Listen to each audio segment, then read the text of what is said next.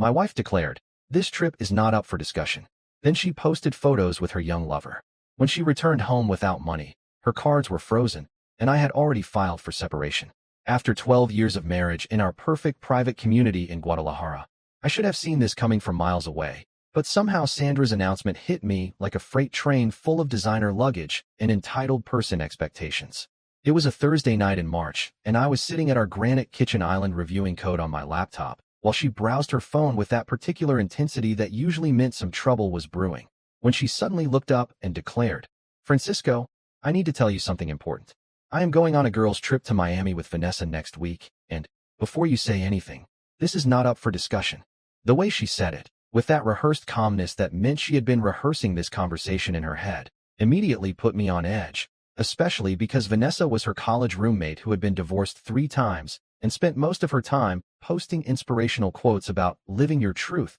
between selfies at expensive restaurants she could not really afford. I put down my laptop and tried to keep my voice calm as I asked the obvious questions. When exactly was this trip? How long would she be gone? And, most importantly, how much was this going to cost us, especially considering we had just finished paying off her car and were supposed to be saving for the kitchen remodel she had been talking about for months? But Sandra just waved her hand dismissively and launched into this whole speech about how she had been feeling suffocated by suburban life and needed to rediscover herself before she completely lost her identity in the monotony of our homeowner association-regulated existence, which was rich coming from someone who had specifically chosen this neighborhood because it had the best real estate commission potential in the area. She had already booked flights and a suite at some boutique hotel on South Beach, all charged to our joint credit card without so much as a heads-up text. And when I pointed out that we had agreed to discuss any purchase over 10,000 pesos, she rolled her eyes and told me I was being controlling and small-minded,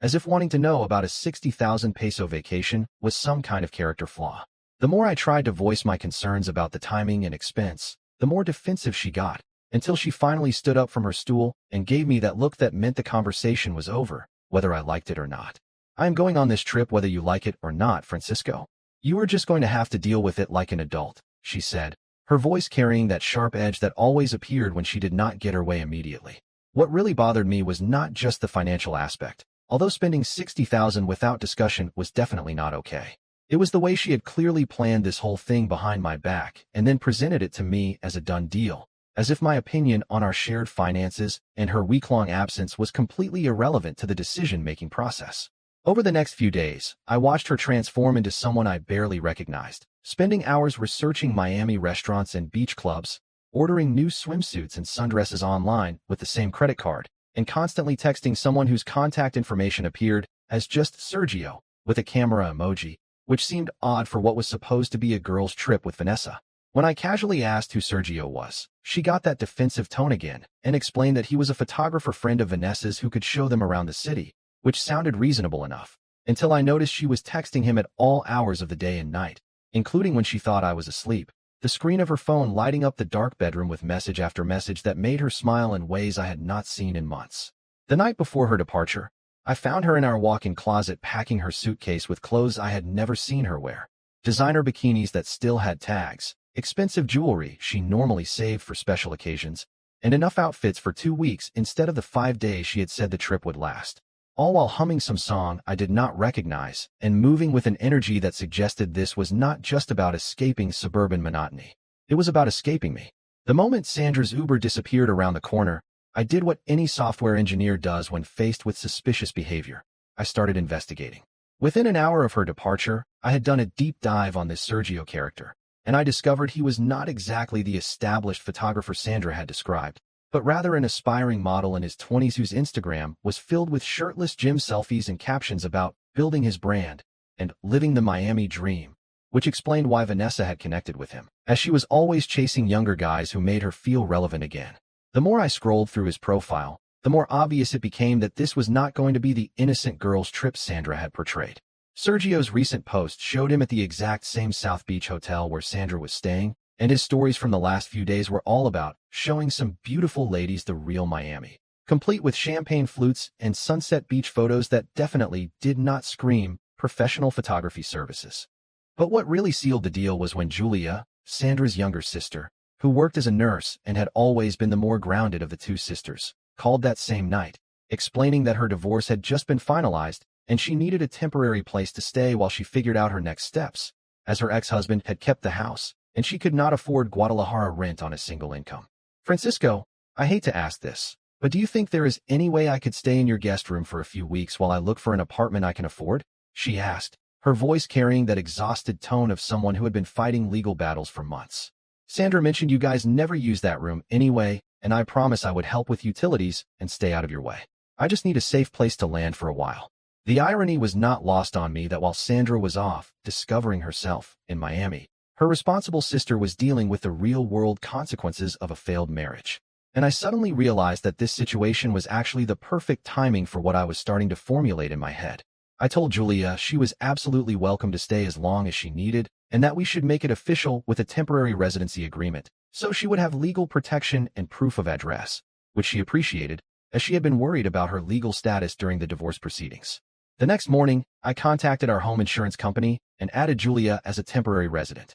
Then I updated our homeowner association registration to reflect the change in household composition, making sure everything was documented and legitimate, as our community was particularly strict about unauthorized long-term guests. While I was handling the paperwork, I also took the opportunity to change our Wi-Fi password and update our network security settings, ostensibly for routine maintenance, but really because I wanted to see how Sandra would react when she could not automatically connect her devices during her next video call home. Then came the credit cards. I called our bank and explained that I had noticed some unusual spending patterns and wanted to temporarily freeze our joint accounts as a precautionary measure while I investigated possible fraudulent activity, which was not technically a lie, as Sandra's unauthorized spending spree definitely qualified as unusual in my book. The customer service representative was very understanding and immediately implemented spending alerts and temporary holds that would require my verification for any purchase over 4,000 pesos, effectively cutting off Sandra's Miami shopping spree without it seeming like I was being vengeful. Meanwhile, her Instagram stories were painting a picture that definitely did not match the quiet girl's trip she had described. Expensive dinners at trendy restaurants, bottle service at exclusive clubs, and beach cabana rentals that cost more per day than most people's weekly salary. All while Sergio was appearing in more and more of the background shots, his arm casually draped around both women as they posed with cocktails that probably cost 1,000 pesos each. The most revealing post was a boomerang of Sandra laughing at some rooftop bar with the caption, "Sometimes you need to remind yourself what it feels like to live," which was a pretty clear jab at our suburban lifestyle and, by extension, me, especially since she had tagged the location as some ultra-exclusive place that required VIP access and had a stricter dress code than most country clubs. I started screenshotting everything, not out of jealousy, but out of pure documentation instinct, because something told me I was going to need evidence of this financial irresponsibility sooner rather than later, especially when our credit card statements arrived and showed the true extent of her Miami adventure. By day 3 of her trip, Julia had settled into the guest room and was already proving to be the ideal temporary housemate. She kept the common areas clean, contributed to groceries, and actually seemed grateful for the stability after months of legal chaos, which was a refreshing change from Sandra's constant complaints about our supposedly boring domestic routine. The contrast was impossible to ignore. Here was Julia, dealing with real problems and appreciating simple kindness, while Sandra was posting sunset selfies with captions about finding her authentic self and refusing to settle for mediocrity, apparently unaware that her credit cards were about to start being declined and her husband was methodically documenting every questionable decision she was making 2,400 kilometers away. By day 4 of Sandra's supposed 5-day trip, the financial damage was becoming crystal clear, and what I discovered when I logged into our accounts that morning made my blood pressure spike in ways my morning coffee definitely could not fix. Despite the temporary holds I had placed on our joint credit cards, Sandra had somehow managed to max out our emergency credit card limit. The one we had agreed was strictly for real emergencies like medical bills or major home repairs, not designer shopping sprees and spa treatments that cost more than most people's monthly mortgage payments. The charges were rolling in like a tsunami of financial irresponsibility. 16,000 pesos at some boutique on Ocean Drive, 12,000 at a luxury spa for something called a couple's rejuvenation package, which was particularly insulting considering I was not the one being rejuvenated, 8,000 pesos for a private beach cabana rental, and the crown jewel, 24,000 pesos at a high-end jewelry store for what the receipt described as customized vacation keepsakes, which was apparently Sandra's way of saying she had bought herself expensive souvenirs with our emergency fund. Meanwhile, her Instagram posts were becoming increasingly brazen, showing her and Sergio at exclusive rooftop bars with infinity pools, private yacht charters where she was posing in bikinis that were definitely not in her suitcase when she left, and intimate dinner settings that looked suspiciously romantic for what was supposed to be a group activity with Vanessa, who had mysteriously disappeared from most of the recent photos despite being the supposed reason for this whole trip. The most damning post was a sunset shot of Sandra and Sergio on some secluded beach, his hand resting on her chest as they gazed into each other's eyes with the caption, "When you find someone who sees the real you," which was as subtle as a brick through a window and definitely not the kind of content you would expect from a married woman on a girl's trip. That same day, Julia officially moved her remaining belongings into our guest room, and I made sure to update all the legal documentation accordingly. I called our home insurance company and added her as a registered resident with full rights and protections. I updated our homeowner association records to reflect the change in household composition and even helped her establish residency by putting the utilities in her name as a secondary account holder, making her legal status absolutely ironclad in case anyone questioned her right to be there. The insurance agent was particularly helpful, explaining that as a registered resident, Julia had certain legal protections and rights that could not be easily dismissed, even by a returning spouse, which was exactly the kind of information I needed to hear as I finalized my next set of strategic moves. With Julia's residency legally established, I then contacted our bank and formally requested that Sandra's access to our shared accounts be temporarily suspended for security purposes while I investigated the unauthorized charges and suspicious spending patterns, which the fraud department took very seriously, given the sudden spike in out-of-state transactions that did not match our normal spending habits. The bank representative was extremely helpful, especially when I explained that my wife seemed to be making financial decisions without my knowledge while traveling, and they immediately implemented additional security measures that would require my explicit authorization for any future transactions, effectively cutting off Sandra's access to our money while maintaining the appearance of standard fraud protection protocols. But the real nuclear option came when I drove to downtown Guadalajara and walked into the offices of Arturo Morales, a divorce lawyer whose reputation for methodical, no-nonsense legal strategy had caught my attention during my research of Mexico's community property laws. Arturo listened to my situation with the kind of professional detachment that told me he had seen this exact scenario play out dozens of times before. And when I showed him the documented evidence of Sandra's spending spree and her increasingly obvious affair, he nodded grimly and said, "You have grounds for legal separation based on financial irresponsibility and emotional abandonment,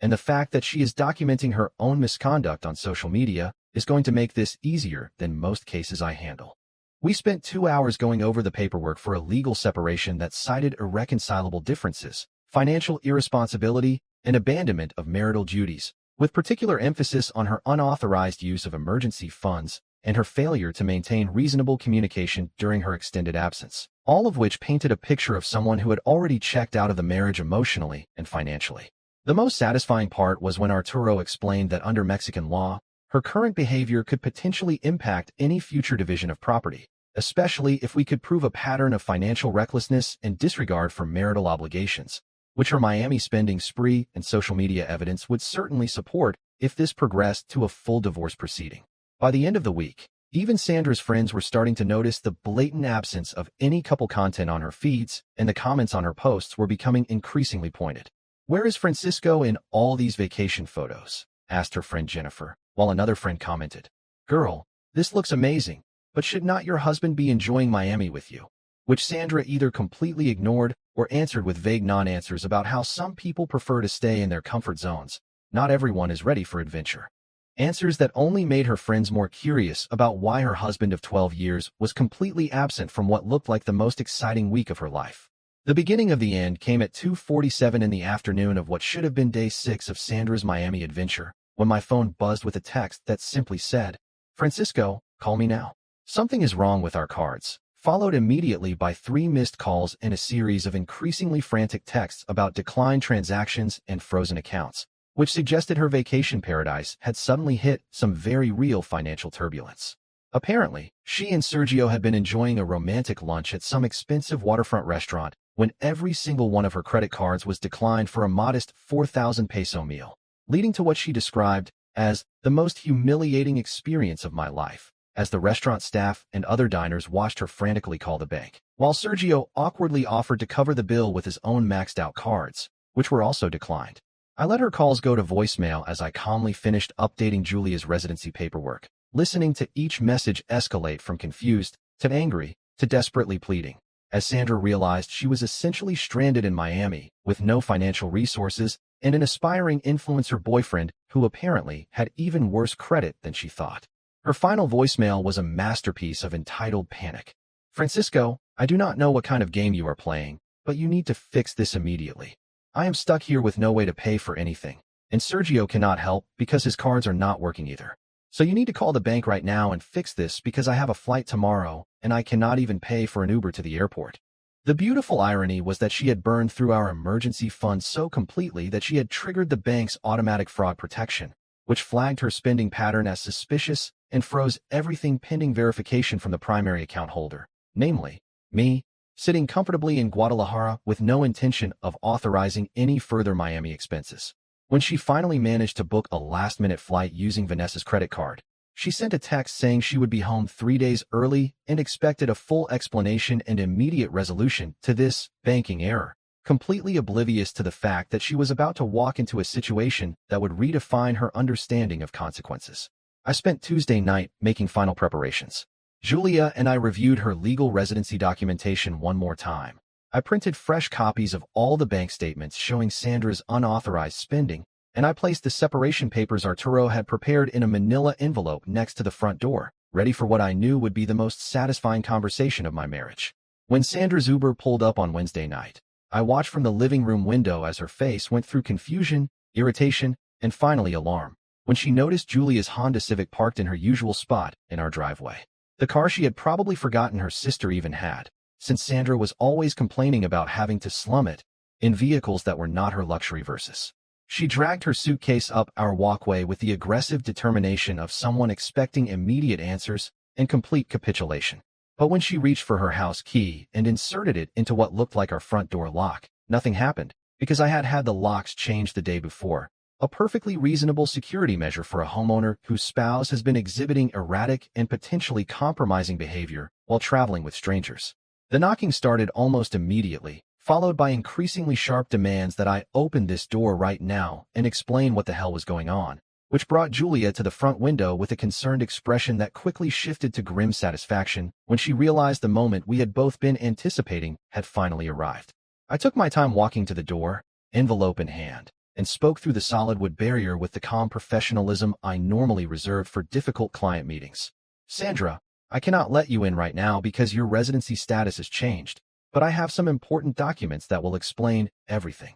When I opened the door just enough to slide the envelope through, keeping the security chain on, her face went through a spectacular range of emotions as she processed what was happening. First, confusion at my formal tone, then outrage at being locked out of her own house, and finally, dawning horror as she ripped open the envelope and saw the legal separation papers with her name prominently featured as the respondent in a case citing financial irresponsibility and abandonment of marital duties. "Francisco, this is insane," she screamed, loud enough that I knew our homeowner association president, Mrs. Lopez, was definitely getting an earful from her front garden across the street. "You cannot just lock me out of my own house and serve me divorce papers because I went on vacation." But before I could answer, Julia appeared beside me in the partially open doorway, calm and professional in her scrubs after finishing a 12-hour shift at the hospital, and addressed Sandra with the kind of measured authority that comes from dealing with difficult patients and their families on a daily basis. "Hello, Sandra,"